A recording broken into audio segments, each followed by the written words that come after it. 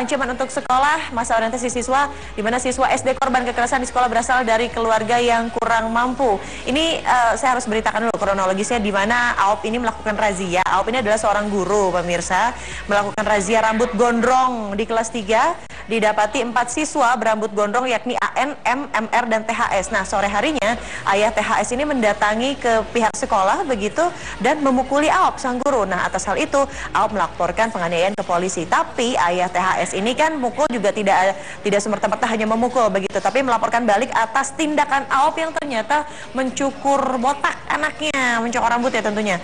Dan polisi yang menyidik kasus tersebut melimpahkan berkas perkara AOP ke jaksa, dan akhirnya jaksa menuntut AOP untuk dihukum selama 3 bulan penjara. Coba kita akan lihat dulu ya respon dari para netizen mengenai masih relevankah hukuman fisik terhadap murid. Ini dia @Dudul Joni, pengadilan hukum guru karena cukur rambut siswa, kenapa para jaksa jadi aneh gini ya. Oke, thank you Dudul Joni sudah bergabung di Netizen News. Nextnya kita akan lihat respon dari Efriditya. Bukannya sudah biasa ya guru cukur rambut murid yang gondrong, kok ini pak gurunya malah dituntut sama orang tua muridnya, pakai dipukul lagi ya tadi sama orang tua muridnya.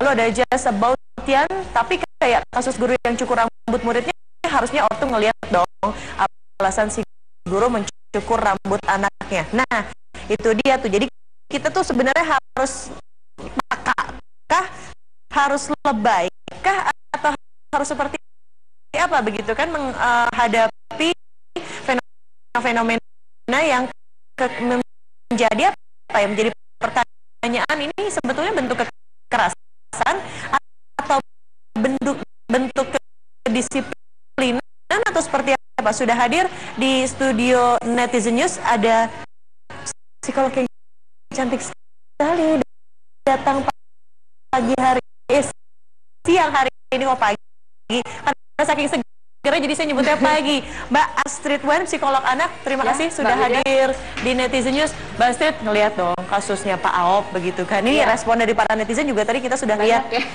Katanya ada yang bilang, ini kenapa jadi lebay sih pengadilan kok ngurusinnya hal-hal yang malah bentuk pendisiplinan begitu. Tapi kalau saya boleh curhat sedikit nih Mbak Astrid, dulu waktu SD itu seperti sebuah kewajaran ketika kita dibariskan begitu sebelum masuk kelas, dilihat kukunya panjang atau tidak, rambutnya gondrong atau tidak begitu kan.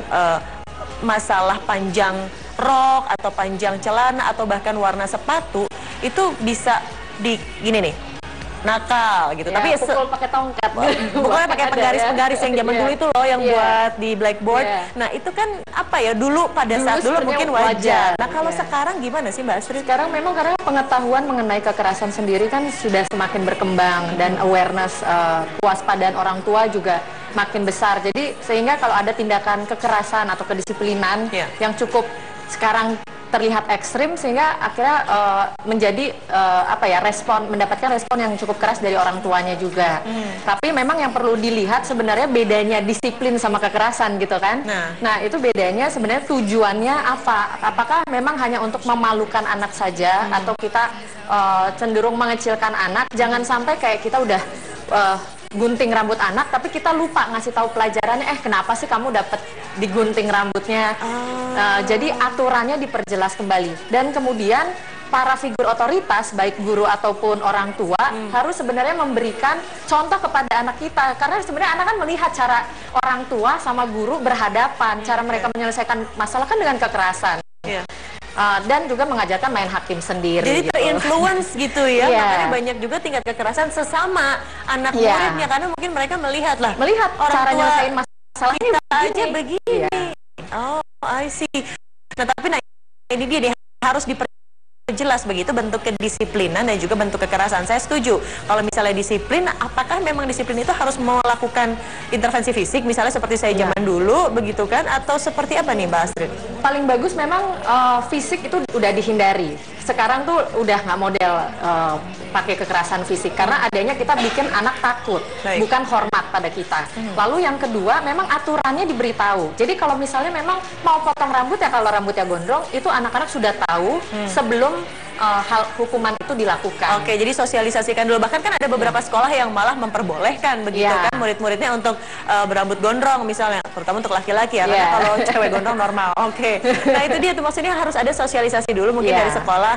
Hey, nggak boleh misalnya katakanlah ada limitasi kesepakatan limitasi untuk panjang rambut misalnya hanya sebatas bahu atau untuk perempuan misalnya. Dan kalau lewat dapat apa ganjarannya? Enaknya dapat apa nih daripada pukul-pukulan kan? Apakah misalnya pengurangan poin atau tidak boleh ke kantin selama seminggu gitu? Atau udah dapat peringatan dulu gitu kan? Biasanya dipanggil dan memang bicara empat mata. Biasanya kritikan itu lebih kena ketika dibicarakan juga secara private pribadi ketimbang di umum gitu, dikritisinya. Tapi kalau zaman dulu kan udah biarin suruh di depan kelas. Zaman dulu kayaknya orang lebih cuek-cuek ya. Satu gitu kan, sekarang nggak ngerjain PR gitu sambil ngejewer diri sendiri. Gitu ya. Bentuk itu kan sebetulnya bentuk